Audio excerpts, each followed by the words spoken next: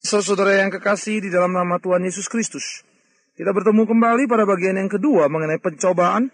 Kita akan membicarakan dicobai oleh keinginan diri sendiri. Saudaraku yang kekasih, kita akan memikirkan apa yang dikatakan oleh Yakobus pada pasal yang pertama ayat 12 sampai 18. Demikian firman Tuhan. Yakobus pasal yang pertama 12 sampai 18. Berbahagialah orang yang bertahan dalam pencobaan, sebab apabila ia sudah tahan uji, ia akan menerima mahkota kehidupan yang dijanjikan Allah kepada barang siapa yang mengasihi Dia. Apabila seorang dicobai, janganlah ia berkata, pencobaan ini datang dari Allah, sebab Allah tidak dapat dicobai oleh yang jahat, dan ia sendiri tidak mencobai siapapun. Tetapi tiap-tiap orang yang dicobai oleh keinginannya sendiri, karena ia diseret dan dipikat olehnya. Dan apabila keinginan itu telah dibuahi, ia melahirkan dosa. Dan apabila dosa itu sudah matang, ia melahirkan maut. Saudara-saudara yang kukasihi, janganlah sesat. Setiap pemberian yang baik dan setiap anugerah yang sempurna datangnya dari atas, diturunkan dari Bapa segala terang. Padanya tidak ada perubahan atau bayangan pertukaran. Atas kehendaknya sendiri, ia telah menjadikan kita oleh firman kebenaran, supaya kita pada tingkat yang tertentu menjadi anak sulung di antara semua ciptaannya. Saudara yang kekasih, jangan mencobai Tuhan, karena Dia sendiri tidak mencobai siapapun. Tidak mencobai siapapun, kita harus hati-hati memiliki pengertian di sini. Karena minggu lalu kita sudah membicarakan bahwa Allah mencoba Abraham. Tetapi pencobaan seperti yang kita sudah mengerti memiliki dua dimensi, yaitu pencobaan dalam pengertian yang positif dan negatif. Sekali lagi saya akan ulang ini. Positif dan negatif. Yang positif menguji, memperbaiki sifat seseorang. Sementara yang negatif yaitu menggoda, menunjukkan kelemahan atau menjebak seseorang. Itu yang dikerjakan iblis. Nah, Allah tidak mencobai siapapun dalam pengertian Allah tidak menggoda siapapun. Dan Allah tidak berusaha menjatuhkan siapapun. Dan Allah tidak berusaha menjebak siapapun. Itu pengertiannya. Jadi saudaraku yang kekasih, pengertian mencobai secara negatif tidak pernah dikerjakan oleh Allah. Karena Allah hanya mengerjakan hal yang positif untuk memperbaiki sifat seseorang. Untuk menuju kepada tingkat seperti yang disebut boleh menjadi anak sulung di antara semua ciptaannya. Satu status yang diberikan kepada orang-orang percaya untuk boleh menjadi hidup yang indah di tengah-tengah dunia ini. Itulah saudaraku, kita perlu memikirkan di sini bahwa pencobaan secara negatif yang menggoda, yang menghancurkan, yang menjebak, datang dari dalam diri sendiri, bukan Allah. Dicobai oleh keinginan diri sendiri. Bahkan kita bisa temui dalam pengalaman atau pemahaman orang Kristen tentang iman Kristiani itu sendiri. Artinya saudaraku, hal-hal mencobai diri sendiri justru sering dikerjakan oleh orang-orang Kristen. Nah di sini kita harus hati-hati. Nah mari kita pikirkan, sekali lagi ingat, Tuhan tidak mencobai seseorang untuk menjatuhkannya, tetapi diri sendirilah yang mencobai sehingga dia menjadi jatuh dan hancur karenanya. Bagaimana seorang dicobai oleh keinginan dirinya sendiri? Di dalam Roma pasal 12 ayat 3, dikatakan secara kesimpulannya begini saudara. Jikalau engkau berpikir melebihi kemampuan yang ada, maka itu berarti engkau sedang mencobai diri. Roma mengatakan janganlah berpikir melampaui apa yang boleh kau pikirkan di dalam hidupmu. Berpikirlah sebatas apa yang Tuhan izinkan untuk kau pikirkan di dalam hidupmu. Jikalau engkau berpikir melampaui kemampuan yang ada yang Tuhan berikan padamu, celakalah. Karena berarti engkau sudah mulai mencoba dirimu sendiri. Engkau sudah mulai mencobai untuk engkau bisa terjatuh. Engkau mulai spekulasi, begitu saudara. Nah seringkali sebenarnya dalam hidup ini kita spekulasi untuk memikirkan, untuk mulai mengatakan sesuatu yang sebenarnya tidak bisa kita tangkap dengan alam pikiran kita. Banyak orang sebenarnya menjadi mengerikan sekali pada waktu dia mulai spekulasi terhadap apa yang Tuhan tidak pernah jelaskan secara tuntas.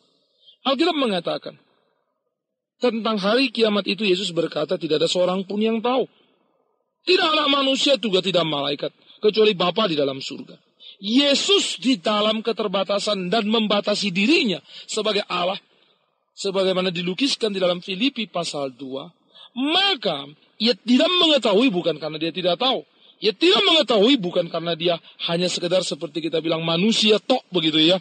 Jangan lupa, dia Allah yang sempurna. Tetapi dia adalah Allah yang sempurna, Allah yang membatasi dirinya. Maka dia membatasi apa-apa yang penting di dalam hidupnya. Dia membatasi sifat keilahian yang mutlak pada dirinya. Nah, saudara-saudara, pada waktu dia membatasi dirinya, ia mengatakan tidak ada yang tahu kecuali Allah, bukan? Nah, tetapi kenyataannya bahwa manusia mulai mengintervensi, bahkan melewati pemikiran-pemikiran Kristus, lalu mulai menghitung, mencari tahu kapan Yesus akan datang kembali. Kapan itu hari akhir terjadi? Kapan akhir zaman itu akan terjadi? Lalu orang mulai mereka-reka menghitung-hitung dengan berbagai Alkitab, argumentasi yang sebenarnya tidak pada tempatnya. Lalu seakan-akan Yesus menjadi tampak seperti bodoh begitu ya. Karena Yesus berkata tidak tahu, tapi banyak pendeta tahu. Nah, kalau banyak pendeta tahu, Yesus tidak tahu, berarti kan Yesus lebih goblok daripada pendeta. Atau mungkin pendetanya itu yang goblok begitu ya.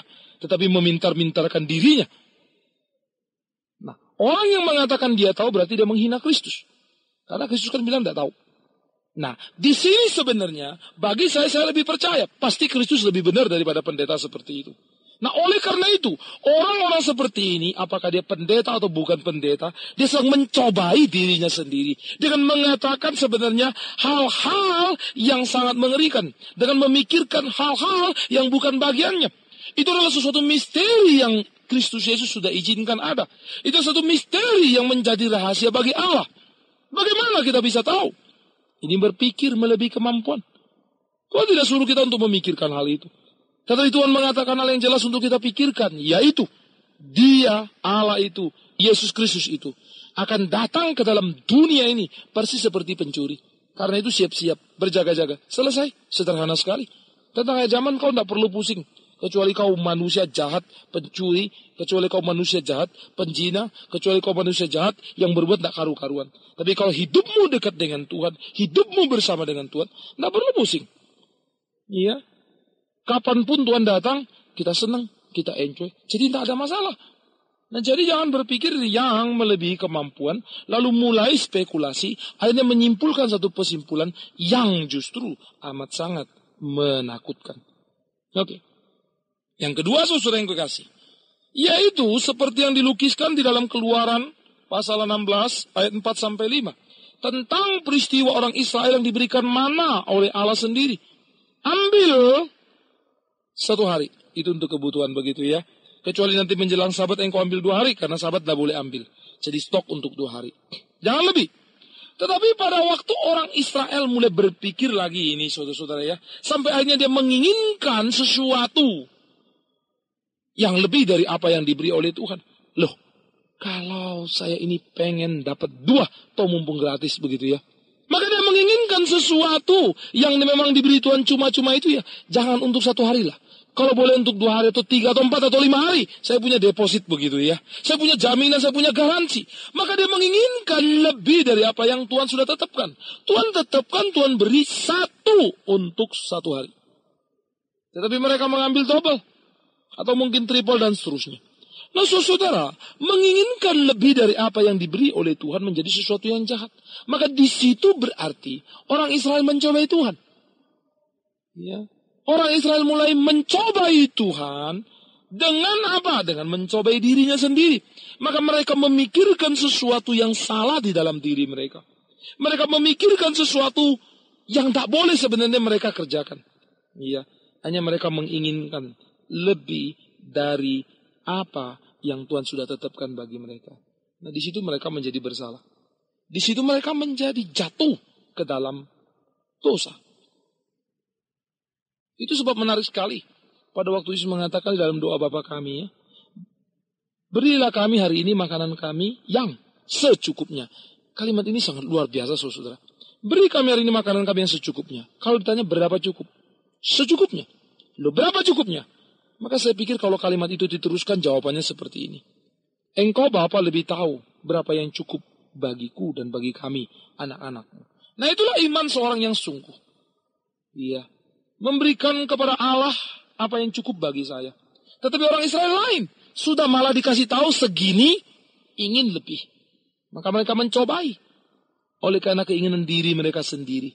Mereka jatuh ke dalam dosa. Tuhan marah pada mereka. Karena apa? Mana yang diambil lebih itu tidak seperti apa yang mereka bayangkan. Tidak seperti apa yang mereka inginkan. Menjadi stok bagi mereka. Justru busuk dan menimbulkan kegegeran di dalam rumah. Iya kan? Nah, yang ketiga, saudaraku, adalah karena mengatakan melebihi kebenaran yang ada. Dalam Kisah Rasul pasal 5 ayat 2 sampai 3, Kisah Rasul pasal 5 ayat 2 sampai 3, di sana kita menemukan peristiwa Ananias dan Sapira. Suami istri yang sekongkol, yang sehati sepikir dalam tanda petik. Karena mereka sepikir untuk hal yang jahat begitu ya. Nah, mereka sudah mengatakan sesuatu melebihi kebenaran yang ada. Fakta kebenaran sebenarnya mereka tidak menyerahkan seluruh harta benda hasil hasil penjualan dari apa yang mereka mau persembahkan pada Tuhan. Tetapi mereka mulai mengatakan kalimat yang melampaui kebenaran yang sebenarnya. Untuk meningkatkan diri mereka, mereka menyimpan sebagian dan mengatakan kami sudah memberikan semuanya. Rasul Petrus tentu marah sekali. Lalu mengatakan engkau sudah menipu kepada Roh Kudus. Lalu langsung baik kedua-duanya suami dan istri ini meninggal dunia langsung begitu ya. Nah, yang ingin saya katakan di sini saudara, mereka akhirnya mendapatkan satu penghukuman yang sangat mengerikan. Karena mereka sudah mengatakan melebihi kebenaran yang ada. Mereka mengatakan apa yang tidak mereka kerjakan. Mereka menambah-nambahkan ya, kebenaran itu dalam tanda petik. Kan kalau 50, ya bilang 50. Jangan ditambah-tambah karena lo mengatakan 75. Berarti engkau sudah menggeser kebenaran itu. Hanya untuk mengangkat nilai diri. Kasih 50, bilang 75. Begitu ya. Sudah semuanya. Nah, waktu kasih 50, bilang 75. Engkau sudah mengangkat dirimu. Lalu engkau berharapkan orang tahu engkau memberikan 75. Begitu kan saudara ya. Nah, waktu orang mulai tahu engkau beri 75, mungkin orang kagumkan, itu yang diharapkan. Tetapi tanpa sadar, kita sudah mencobai di dalam diri kita sendiri yang membuat kita terjerumus kepada perangkap yang salah. Maka si setan sudah menanti kita, maut sudah menanti kita, habislah kisah Ananias dan Sapira. Bagaimana seseorang dicobai oleh keinginan diri sendiri? 3 hal tadi. Pertama, berpikir melebihi kemampuan yang ada. Tuhan sudah berikan areal yang perlu dipikirkan. Dia memikirkan apa yang Tuhan suruh pikirkan. Akhirnya berspekulasi. Ini bisa dalam teologi, artinya dalam pemahaman kita. Ini orang-orang yang khotbah, ini bisa saudara. Jadi tidak karu-karuan. Berpikir melebihi kemampuan yang ada. Yang Tuhan izinkan di dalam hidup kita sebagai orang percaya. Akhirnya kita memasuki teritori yang bukan teritori kita. Yang kedua tadi, menginginkan lebih dari apa yang Tuhan sudah berikan. Tuhan sudah berikan kepada kita cukup, tapi kita masih menginginkan lebih. Karena kita menginginkan sesuatu yang diharapkan menjadi jaminan bagi kita. Tetapi kita tanpa sadar sudah menginginkan sesuatu yang menjadi bumerang, yang justru menjadi bau busuk dalam peristiwa mana itu ya, di dalam hidup kita. Yang ketiga tadi mengatakan melebihi kebenaran. Kebenarannya adalah A, tetapi dibuat menjadi A+. Begitu ya.